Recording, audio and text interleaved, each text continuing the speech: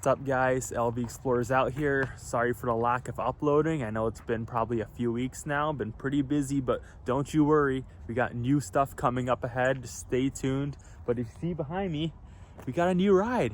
Check this out, 1997 Ford Mustang GT 4.6 liter 5-speed manual transmission. This thing's a beauty. The paint has been painted. It's been repainted at one point.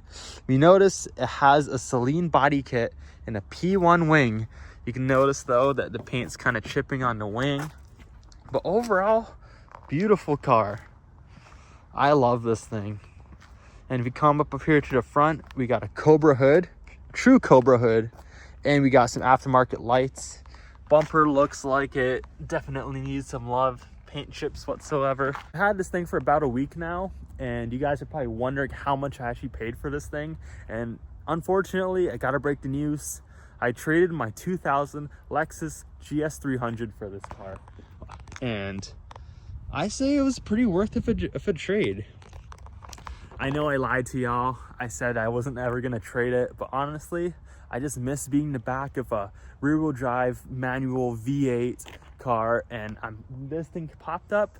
I offered him a trade and he gladly accepted it.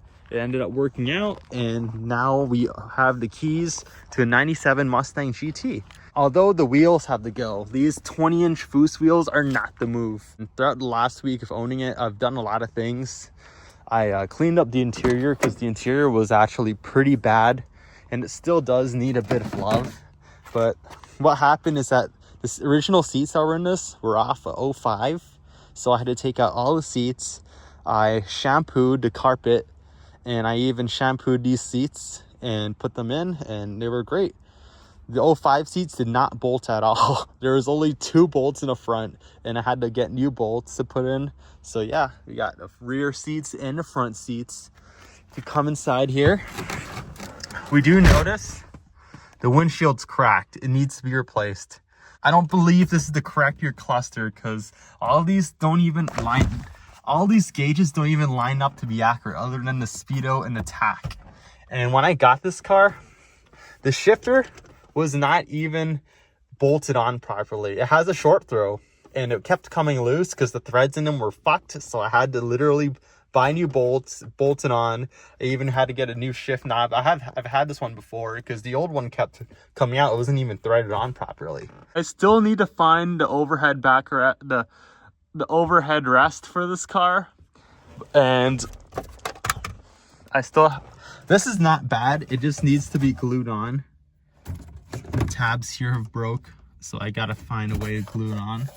I did do a bit of work under the hood because it definitely needed some, so I'll go over it with y'all. You do notice that we got a BBK cold air intake. That was already there when I bought it, but what was wrong when I got it is that I needed new plugs, wires, and coil packs, which I just did literally an hour ago. New plugs, new coil packs, new wires as well, and it's been running like a top. It literally changed everything, because honestly, this car, when I got it, was bogging. It was misfiring. It wasn't even running properly. But since I changed all of that, and this fuel injector over here was actually faulty. Special shout out to my buddy Jeff. He actually gave me a new one. Well, I used the one that he had, but it works great, and everything runs and drives really well now.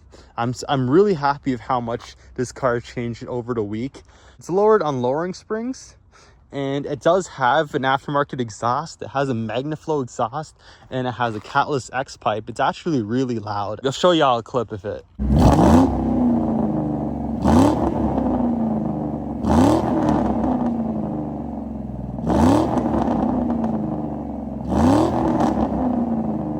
This P1 wing, I love how it looks, but honestly, you can't see anything when you're in there.